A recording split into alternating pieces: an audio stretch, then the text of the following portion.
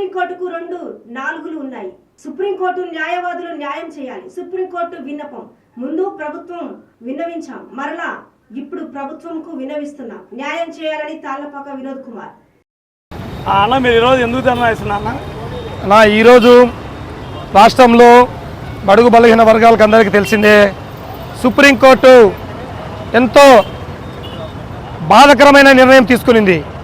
ఒకప్పుడు ఎస్సీ వర్గీకరణ చెల్లదని చెప్పిన సుప్రీంకోర్టు ఈనాడు కేంద్ర ప్రభుత్వానికి తల వంచి, సుప్రీంకోర్టు అంటే దేశంలోనే అతిపెద్ద న్యాయస్థానం, అటువంటి సుప్రీంకోర్టు 2 నాలుకలు 2 ద్వారాలలో నిర్ణయం తీసుకుందంటే దేశ ప్రజలు చాలా తల వంచాలి.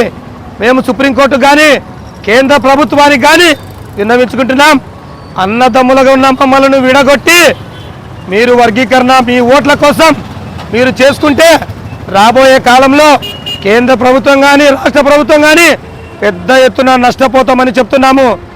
పోయిన ప్రభుత్వానికి చెప్పాము, మళ్ళీ మీకు కూడా విన్నవించుకుంటున్నాము.